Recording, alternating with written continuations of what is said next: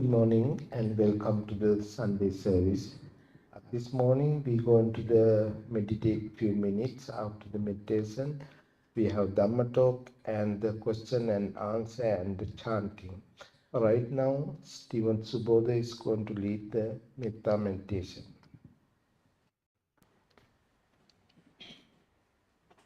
Let's get into a comfortable position, close our eyes, and take 3 deep, long breaths.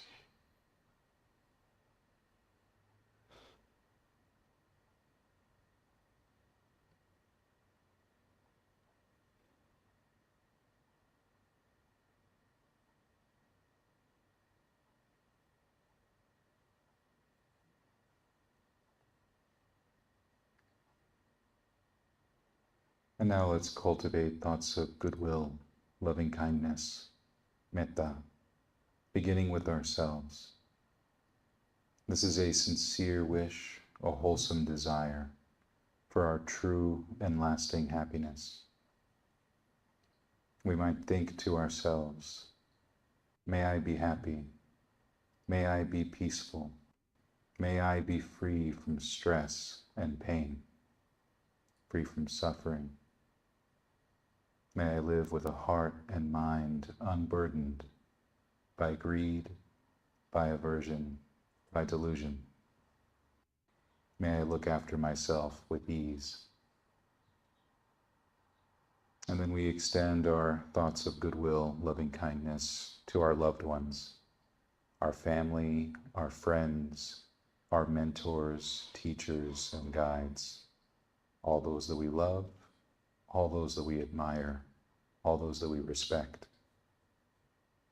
May they be happy, peaceful, free from stress and pain, free from suffering. May they live with hearts and minds unburdened by greed, by aversion, by delusion. May they look after themselves with ease. And then we extend our goodwill to our acquaintances, those that we like, those that we respect, but we don't know so well. May they also be happy, peaceful, free from stress and pain, free from suffering. May they live with hearts and minds unburdened by greed, by aversion, by delusion. May they always look after themselves with ease.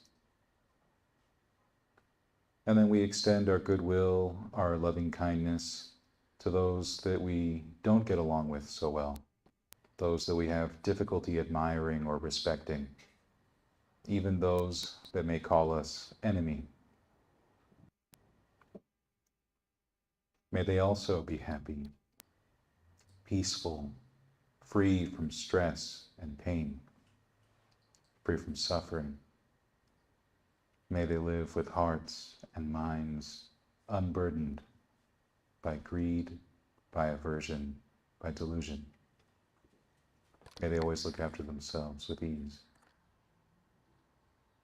And so in this spirit of admirable friendship with all beings, we extend our goodwill, our loving kindness outward in all directions, in front of us, behind us, to the right and left of us, above and below, outward into infinity, to all sentient beings everywhere.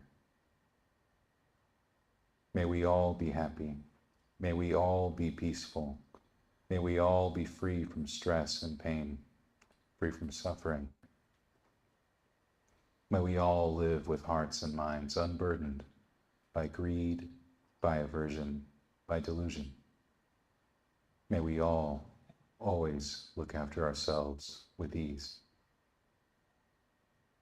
And so now, with our hearts and minds uplifted with the metta, the goodwill, the loving kindness that we've cultivated, let us now turn our attention to the breath.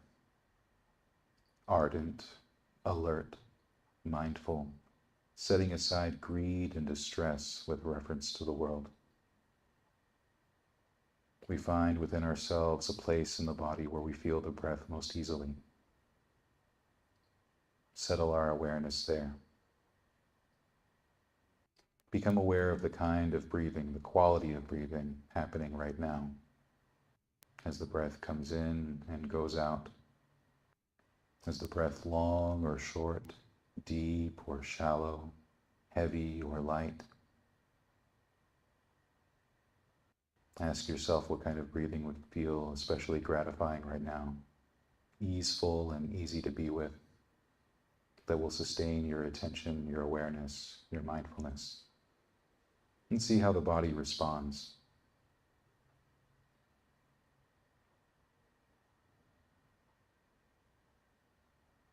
Breathing in this way, we can establish steady mindfulness, steady concentration, not getting lost in thoughts of the past or of the future, fantasies or concerns, not getting drawn out into the world through the senses, but instead creating a stable foundation for ourselves right here and right now, using the breath to connect body, heart, and mind. As the mind may wander from time to time, bring it back to the breath. Dedicate yourself to this moment and the next and the next, using each breath to string together moments of mindfulness. Let us all continue to meditate in this way, establishing for ourselves a pleasant abiding here and now, using the breath to be present right here. Continue meditating in this way until you hear the bell.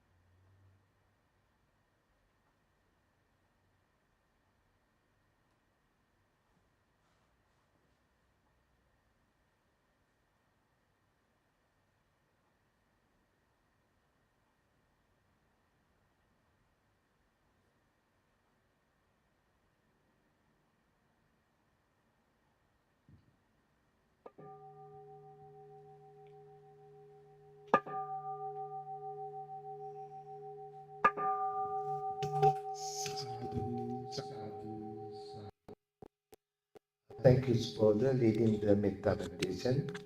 Right now it's time for the Dhamma talk. Today our speaker, Reverend Chandasara. Chandasara, I just want to say a few things about the Chandasara. He is Dr. Chandasara.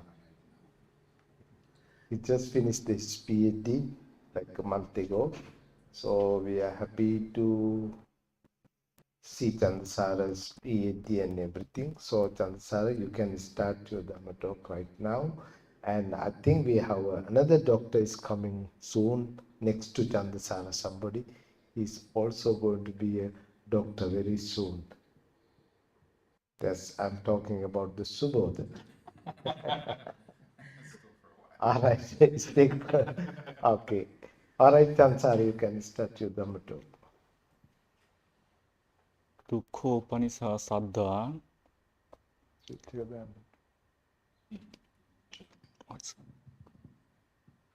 Dukkhopanisa saddha. I'm paying homage to the Buddha, to the Dhamma, and to the Sangha. First off, and thank you everybody for joining the program. First of all, I just want to mention my doctorate is only for my academic purpose. I don't want to use the title, among the public, just for my academic purpose. But thank you, Venerable Shanti, for announcing about that, about my achievement. I'm just a normal human being. Just forget about my doctorate. Today, I want to talk about saddha, the faith, conviction, or whatever terms we may use. It is the saddha. The significance of saddha, I'm going to tell about why saddha or faith is very important in attaining the knowledge, actualizing the wisdom. Let me relate a story. Majority of us here are familiar with the story of Upatissa and Kolita. They later became the two chief disciples of the Buddha, Venerable Sariputta and Venerable Moggallana. They were two young Brahmins, and they were brought up in a very conservative Brahmin family. And when they were young, they enjoy as a human being all the sensual pleasures they could extremely. They enjoy sensual pleasures, and at a point, the story says that they went to a carnival, and that is the turning point for them to get away from enjoying the extreme sensual pleasures to come to the spiritual path. Probably there is a nightclub or a strip club in the modern day. And what happened, they're seeing all the sensual pleasures, they enjoy the sensual pleasures, and they notice how impermanent, how transient all this enjoyment is. And then they're fed up with enjoying the sensual pleasures. And then they were in search of teachers. They came to study and practice under a religious teacher called Sanjaya. And while they were learning and practicing under a teacher, Sanjaya, they realized his teaching does not help them to completely release from the cycle of death and rebirth. And finally, they both agreed upon that. If the first person finds out the truth, should inform to the second one. And if the second person finds out the truth, should inform to the first individual. So they went in two directions separately in search of the truth, to find the teacher and the Dhamma that can lead them towards complete liberation from suffering. And Sariputta, he saw a very composed, tranquil, peaceful, Venerable Asati. Venerable Asati is one of the 5 first disciples of the Buddha. And after meeting with Venerable Asati, Sariputta inquired Venerable Asati, "Who are you? What do you practice? What is the teaching you are practicing, and who is your teacher?" And then Venerable Asati told Sariputta that introduced himself, and he told Sariputta that his teacher is the Buddha, Gautama Buddha, and he's practicing the Gautama Buddha's teaching, Gautama's Buddha Dhamma. And Sariputta wanted to know what is the teaching the Buddha was preaching. Asked Asati, "Can you please teach me the Dhamma that you are following?" Asati replied, "Oh, I don't know much, but whatever I know, in short, I'll teach you."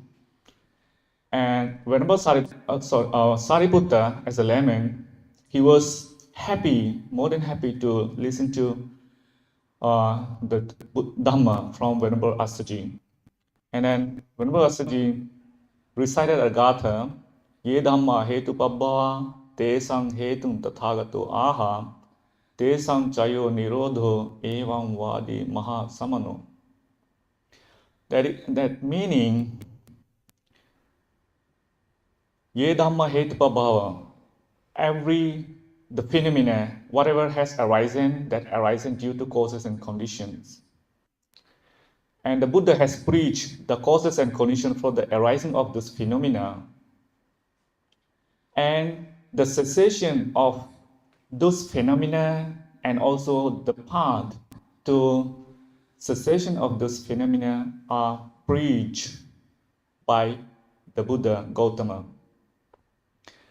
When we say the phenomena, everything that exists, every conditioned things in the world, including we all human beings, all included under the framework of phenomena. So all the phenomena has arisen due to causes and condition. Buddha has preached the causes and condition, and also the path to eradicate or eliminate those causes and condition. When I say causes and condition to eradicate those, that means we experience both suffering and happiness, but ultimately, like our life ended with suffering. For an example, aging, sickness, and death is suffering. No matter how much we experience happiness, how much wealth we have, how many relatives we have very close to us helping us, but finally we end in suffering because of sickness, and also finally death. So Buddha's teaching was to preach the Dhamma. Buddha was preaching the Dhamma to eradicate the causes of suffering and the path to eradicate those suffering. And then upon listening to the first two sentences of the verse, Sariputta became the Sotapanna, that is the first stage of enlightenment in Theravada Buddhism. There are 4 stages of enlightenment in Theravada Buddhism. Sotapanna is the first stage. Sariputta attained the first stage of enlightenment, and as he promised, he went to visit his friend Moggallana. By the time Moggallana was co-leader, that is before he becoming the chief disciple of the Buddha. And upon hearing the same teaching from Sariputta, co-leader also became the first stage of enlightenment. And after that, they went to see the Buddha, and then they became monks, and then became the two chief disciples of the Buddha. So that is the story. And I have the title for this today for this talk, that is Dukkha Upanisa Saddha. The term I quoted from the sutta, Pali Sutta, that is Upanisa Sutta.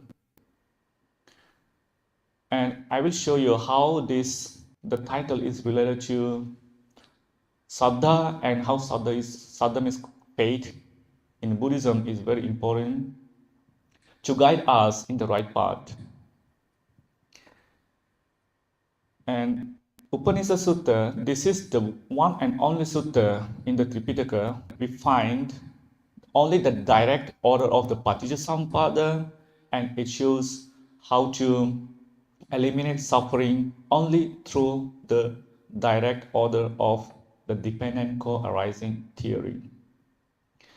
And in this sutta,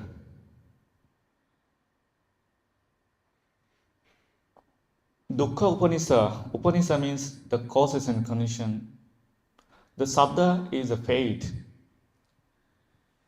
An individual generate fate because of suffering.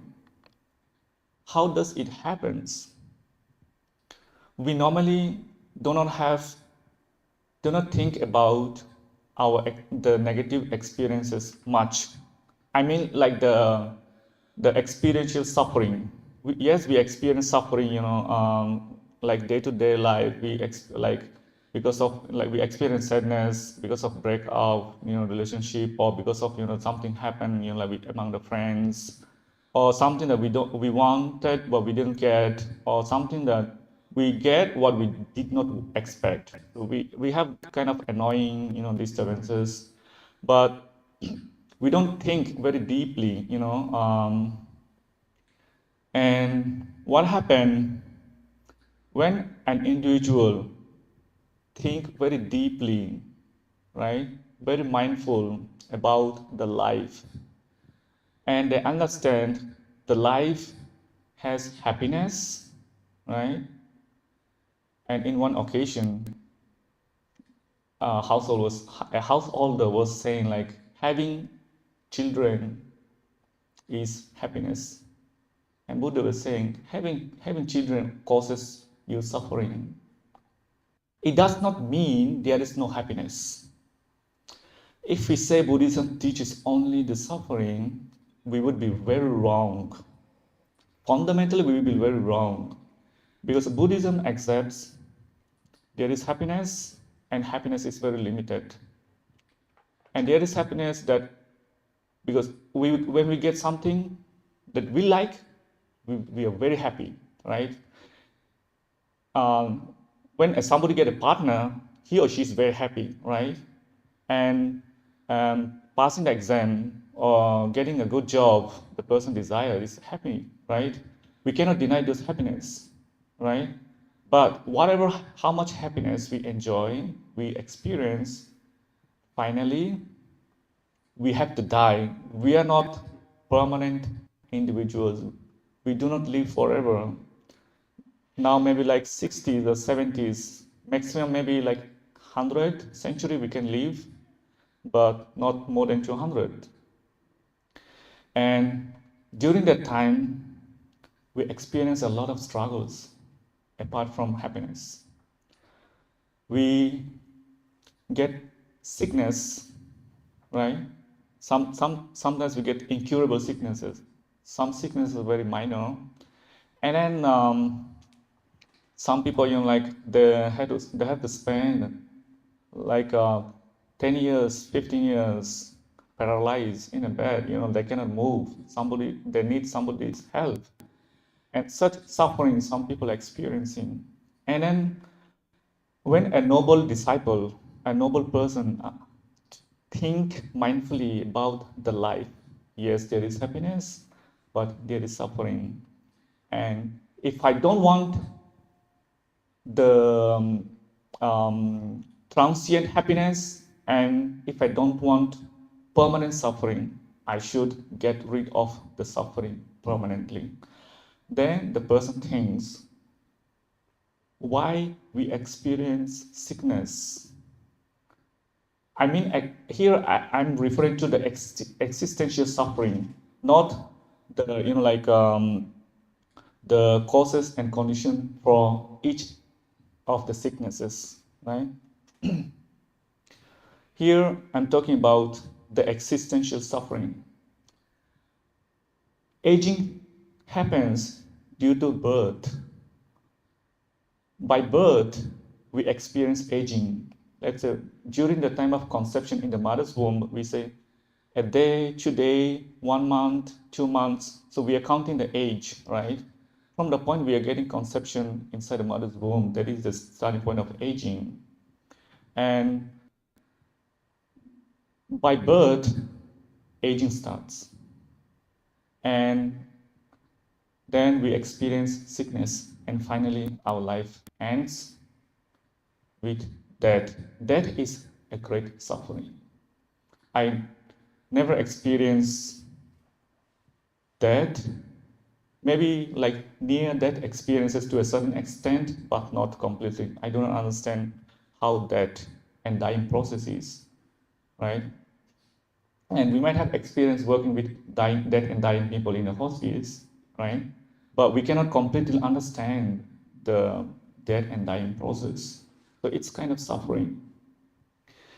And a noble disciple try to think mindfully. Everything starts suffering with birth, and then thinking, then how to stop the birth?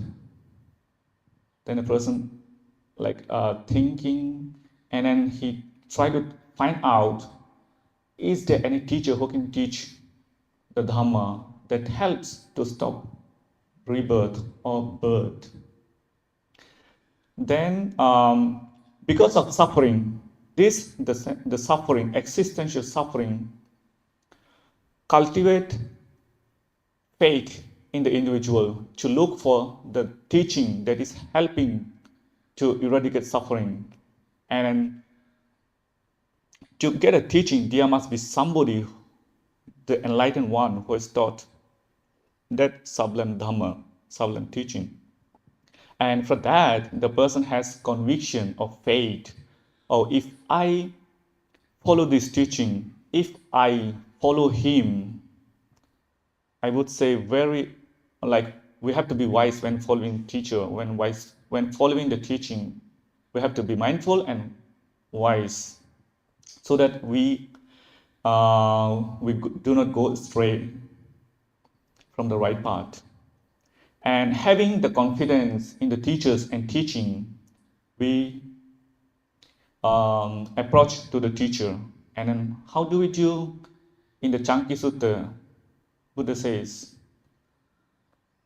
Saddha jatu upasankamati. When an individual has confidence of faith in the teaching, in the teacher, that those teaching will help them to completely eradicate from suffering, then the person approach to the teacher or to the teaching. And in the Chanki Sutta, it's very important, very special, because it says we have to have faith or confidence. That's called very proper faith, right? Buddha and Buddhism does not suggest to have blind faith. So blind faith is, Buddha gave a simile to a line of blind men, right? The first blind man does not see where he's heading, and the middle blind man does not know where the first blind man is heading, but he's following the first blind man. And the last blind man also does not know where the first blind man and second blind man are leading. So as Buddhists, we have to have proper faith. Proper faith comes through understanding the Dhamma and through right view or right understanding, not by appearance of the teacher, not by just hearing so and so, right? So, and when an individual explores, compares, and understands the teaching, he finds out that if the teaching is void of craving, if the teaching is void of hatred, delusion or ignorance, then the person understands, oh, if I follow this teaching, it does not lead me towards more craving and more greedy. If following this teaching does not lead me to hatred, to aversion, and following this teaching, it does not lead me to ignorance, so I should follow this teaching. And then the person continuously following, examining, comparing, and understanding and practicing again and again. That is how the noble disciple in Buddhism comes to the enlightenment or comes to the wisdom, knowledge. And then if the teaching is that wonderful and sublime, then also the person also carefully examine the teacher. If the teacher is void of craving, hatred, and delusion. And then if those qualities the teachers are possessing, then he or she goes in refuge in the teacher, that we Buddhists taking refuge in the Buddha, Dhamma, and Sangha. The person is taking refuge in the teacher because the teacher is free from craving, greedy, aversion, and ignorance. Then the saddha, faith or conviction, when it comes to the Buddhism regarding the triple gem, it refers to the faith or saddha regarding the Buddha and his enlightenment. If we say faith in the Buddha, it does not stop there. We have to investigate, or we have to examine, and we have to understand truly the Buddha is the real Buddha, right? And then we have to have faith in the Dhamma, and because the Dhamma should be void of craving, hatred, and delusion. Anyone following the Dhamma, practicing the Dhamma, should not lead to craving, hatred, and delusion, right? And then we have to have faith in the Sangha, the noble disciples of the Buddha. So when we have faith or confidence in the triple gem, Buddha, Dhamma, and Sangha, then that is the proper faith regarding the triple gem. We progress in the path towards elimination of suffering. So this process can take, like many lifetimes, right? Maybe this life, maybe next life. For some people, within this life, yes. Because in the past, during the time of the Buddha, like it took very quick time for some people to get enlightened. But for some people, it took like 10 years, 15 years, they had to struggle. But for some people like me, like I'm still continuing, like it has been like more than 2,600 years. I'm still continuing. I couldn't finish my suffering, So for some people, like it may take longer or shorter. So, and when it comes to Buddha, Dhamma, we don't have much question. But when it comes to the Sangha, we might have some doubt. Why do we have to have faith regarding the Sangha? Is it necessary to have faith regarding the Sangha? And here, the triple gem is attributed to the Buddha, Dhamma, and Sangha. Here, the qualities of the Sangha, the 9 qualities of the Sangha, attributed to only the noble disciples of the Buddha. We are monks, we are Bhikkhu Sangha, right? That means we are just like Bhikkhu Sangha can be, enlightened and unenlightened both. They are Bhikkhu Sangha. But Savaka Sangha directly refer to the noble disciples of the Buddha who have attained the first stage of enlightenment. Only their qualities are grouped as 9 qualities. So when we see the 9 qualities, we may think they only have 9 qualities. No, for our easy to understand, easy to keep memorized, the qualities are categorized into 9, but their qualities are like immeasurable, uncountable. So when we have faith in the Buddha, that is like this. There are 9 qualities of the Buddha. Samma Bhagava, Itipiso Bhagava, Araham Samma Sambuddho, Vijacharana Sampanno. In brief, we believe or we accept that Buddha has indeed attained the fully enlightenment.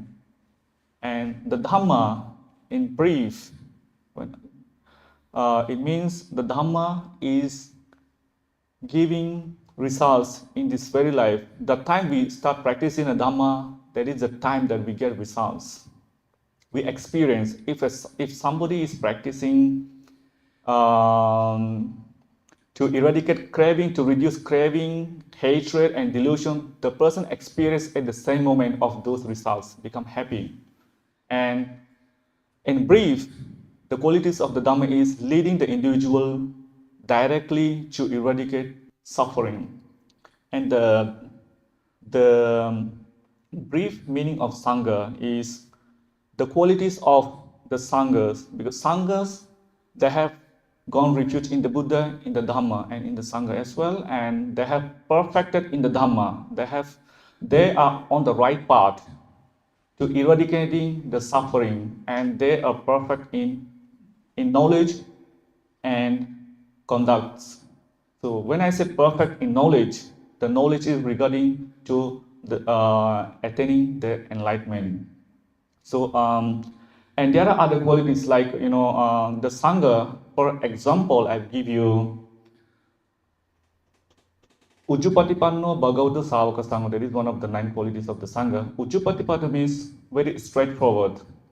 They have stepped into the path that is leading directly to eradication of suffering.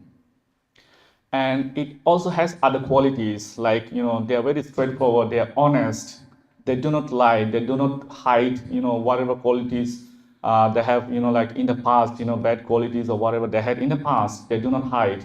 Even if you look at the Theragatha, you see like they explain how they were in the past. Even in like Therigatha, they related their story, how they suffer, how they, like they led a life, miserable life, or what, like very, like different life in the past. They don't hide, they do not tell lie, and they live very righteous life. Example, I'll give you. There are 5 types of right livelihood. According to the Mahachattarya Sutta, first one is kuhana. Kuhana means like suppose I and friend, right? Me and friend, right? And there are 3 people, me, second person, and third person, right? So kuhana means like the person is like trying to hide the good qualities of the second person. That is quality. That is the kuhana, right? And the person is also trying to hide his own bad qualities. Just wanted to show good side of the person to maybe to get more benefits. And nipesikata, also there is another quality, right? Nipesikata means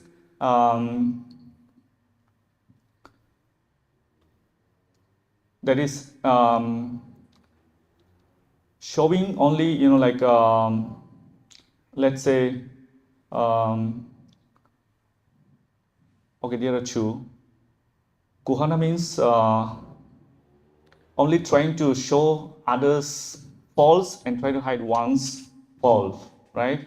And Nippesikata means trying to show only one's good side and trying to show others' false side, right?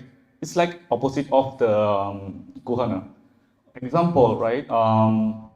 Let's say another qualities can be, like maybe in the temple, we can say, oh, without saying directly, oh, there is some places like we need to fix. I'm thinking what to do. Something like thinking in front of the people just to show, thinking like, oh, some people will donate to the temple if I show some kind of sickness like that, thinking that.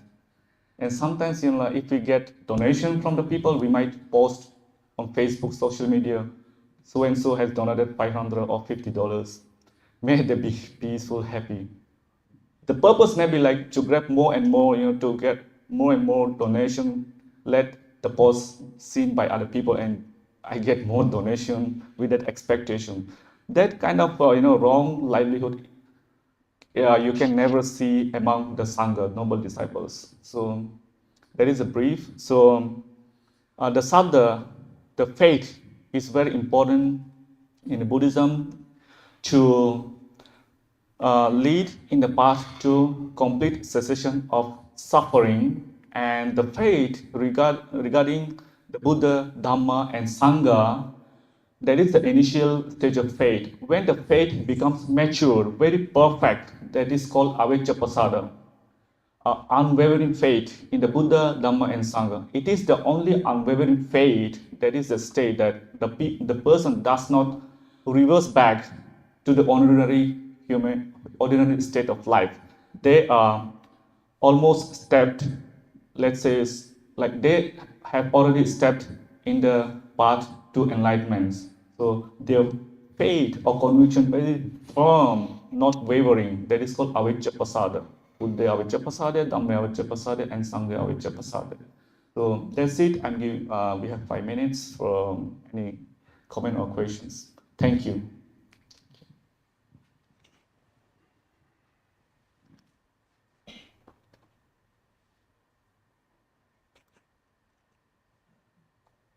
Yeah. No, one thing. Thank you for your talk.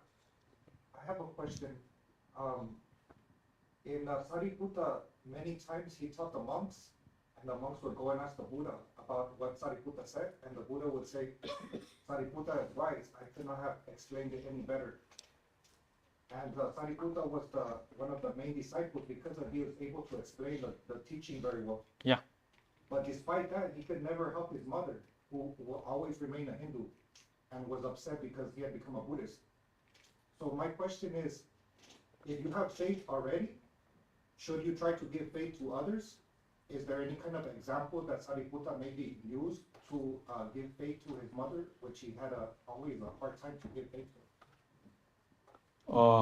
I cannot remember those incidents of faith, but to be sure, like, for like, I would say like Buddha, even Buddha, he himself could not enlighten other people. So the listeners, the audience, they have to get ready themselves. They have to prepare themselves. Nobody can enlighten nobody. So if whenever Sariputta's mother was not prepared for that, if she was not ready, if she doesn't, maybe she has been, practicing whatever she has, the view, the belief from many lifetimes that she cannot change. She doesn't want to change. This we call is ditti, the views, And in such circumstances, whatever action, whatever effort you take, you can never change, right? If the Buddha could change all the Indian people during that time, we would not see people in India. It would be empty land. So, like it's impossible. And only, yeah, I don't know. Yeah, my idea is like we can just teach people. Buddha can only teach, show the guide, show the path, guide them how to step into the path to liberation from suffering. Other than that, Buddha cannot bring, oh, come here. He cannot do like that. Yeah.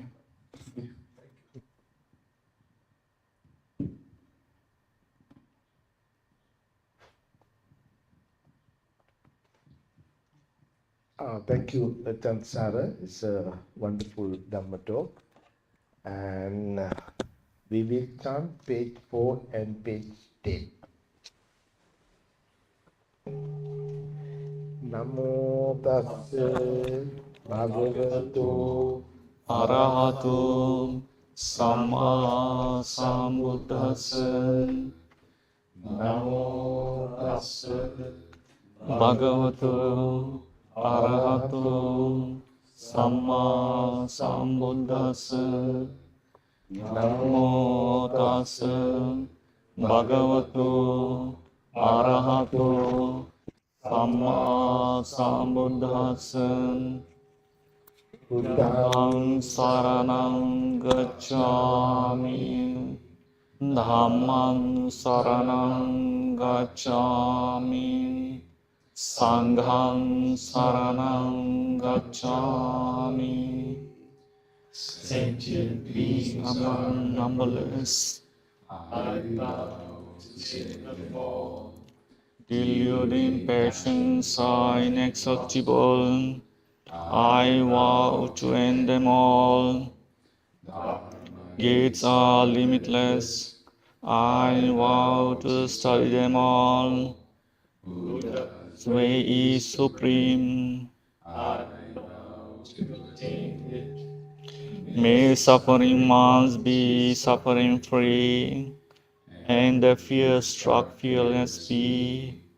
May the grieving shed all grief, and the sick find health relief.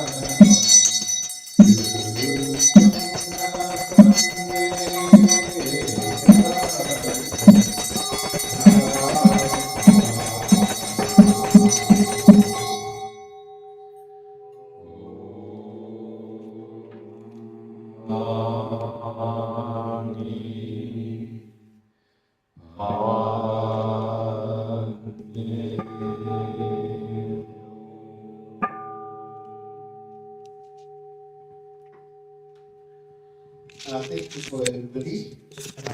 Here we have three activities. Okay, announcement. The coming Sunday, I believe August 3rd, we have a guest speaker coming from Sri Lanka, one of the Sri Lankan monks, a very famous Dhamma teacher.